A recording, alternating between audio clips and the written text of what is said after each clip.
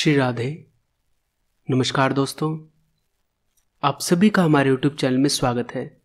मैं विजेंद्र आज आपके लिए राधा और कृष्ण के प्रेम की एक और कथा लेके आया हूँ। राधा और कृष्ण के प्रेम की पहले भी कई कथाएं मैं कह चुका हूँ, जिनका लिंक नीचे डिस्क्रिप्शन में है।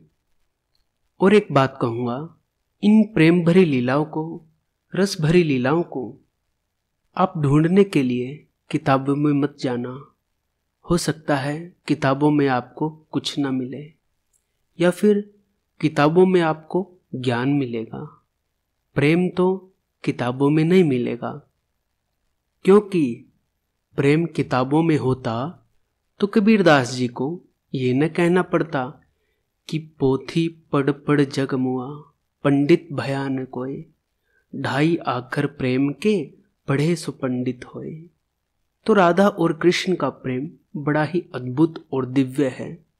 शब्दों में भी इसका वर्णन नहीं किया जा सकता, लेकिन फिर भी जो संतों से सुना है, महापुरुषों से सुना है, उसका कुछ भाव आपके सामने है। एक बार ठाकुर जी श्री कृष्ण श्याम सुंदर अपना श्रृंगार कर रहे थे।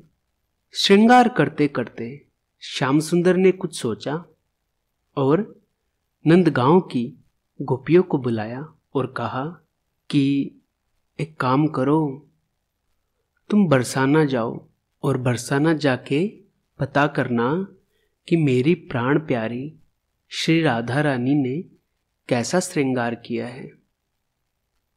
जो श्रृंगार, जो पोशाक श्री जी धारण करेंगी वो आकर तुम मुझे बताना, मैं भी वैसा ही श्रृंगार धारण करूंगा। हूबहू श्री राधा जैसे वस्त्र पहनकर निकुंज में जाऊंगा, जिससे श्री राधा रानी अचंभित हो जाएंगी। अब नंदगांव से कुछ गोपियां चली हैं बरसाने की ओर। बरसाना पहुंची हैं। बरसाने में श्री जी का श्रृंगार कुछ मंजरियां कर रही थीं। कुछ मंजरियां बाहर खड़ी थीं। तो उन्होंने नंदगांव की गोपियों को अंदर जाने से मना कर दिया। उन गोपियों ने बड़ा कहा कि हम सिर्फ एक बार प्यारी जी का श्रृंगार देखना चाहते हैं, उनसे मिलना चाहते हैं।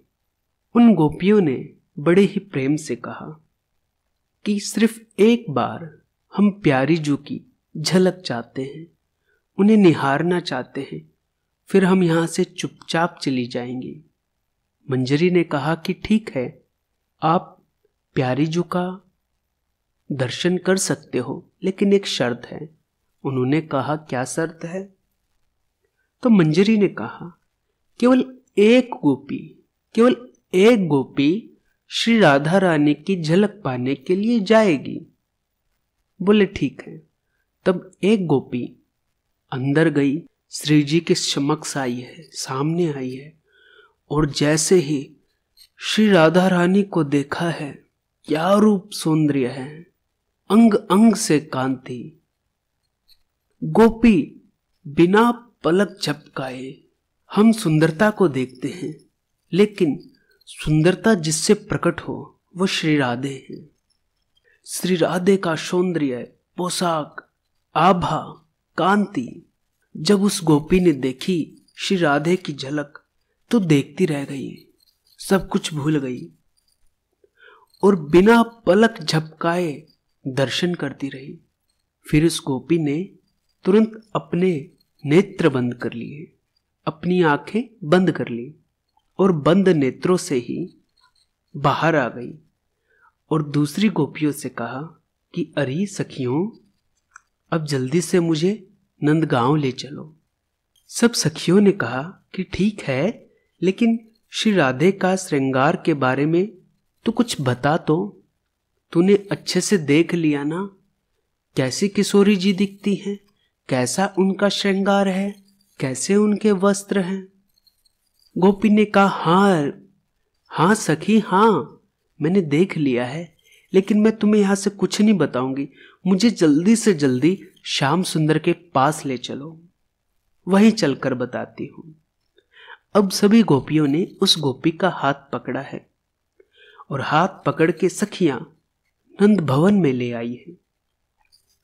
जब सखियां नंदगांव पहुंची तो श्याम सुंदर ने पूछा कि मेरी प्यारी जू, श्री राधे के दर्शन आपने कर लिए?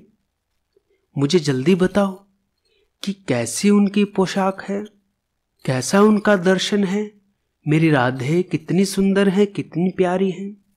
तब उस गोपी ने कहा कि प्राण प्यारे, कि श्याम सुंदर, हमारी प्राण प्यारी को बड़े प्रेम से संभाल कर मैंने इन नेत्रों में समा लिया है, उसकी छवि को मैंने इन नेत्रों में भर लिया है।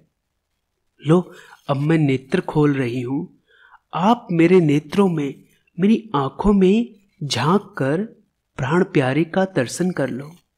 क्या अद्भुत भाव है उस गोपी का, कितना समर्पित भाव है।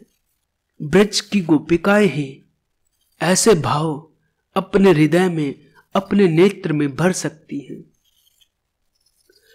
तब श्याम सुंदर ने कहा कि ठीक है गोपी, तू अपना नेत्र खोल और मुझे किशोरी जी का दर्शन करवा। जैसे ही नेत्र खोले हैं, श्याम सुंदर ने उस गोपी की आंख में श्री राधे जू के जो दर्शन किए हैं, अपनी प्राण प्यारी की झलक पाकर श्याम सुंदर उस गोपी के नेत्रों में खो गए। बिना पलक झपकाए अपलक उस गोपी के नेत्रों को निहारे जा रहे हैं, देखे जा रहे हैं। और इतना प्यारा श्री राधा रानी का श्रृंगार है, इतनी प्यारी श्यामा जू हैं कि उनको देखते देखते श्री कृष्ण अपना श्रृंगार करना भी भूल गए। एक खंबे की तरह ऐसे खड़े हो गए जैसे कोई जान नहीं है, अचेतन। फिर एक दूसरी गोपी आई, उसने श्याम सुंदर को कहा, हाथ लगाया, पुकारा, अरे कृष्ण, श्याम सुंदर, गोविंद, क्या हो गया? जब ऐसे कहा तब चेतना जागी है, अचेतन से चेतन हो गए, चेतनवंत हुए हैं। श्याम सुंदर उस गोपी पर बलिहारी जाते हैं और बोले, हे गोपी, तू धन्य है, तेरा प्रेम भी धन्य है। तेरे प्रेम ने तो इस छोटे से नंद भवन में पूरा बरसाना दिखा दिया। इस तरह से राधा और कृष्ण की प्रेम भरी लीला हुई है, जिसका दर्शन संतों के माध्यम से हमें होता रहता है। धन्य है ब्रज की गोपिकाएं जो ठाकुर से ऐसा प्रेम करती हैं, ठाकुरानी से ऐसा प्रेम करती हैं। श्री राधे जू के लिए, सिर्फ श्री राधे जू के लिए अपने प्रेम को व्यक्त भी नहीं करती। और उधर किशोरी जी भी श्री कृष्ण प्रेम में खोई है, इधर श्री कृष्ण में, राधा के प्रेम में डूबे हुए हैं। और ये प्रेम ही है, केवल केवल और केवल प्रेम।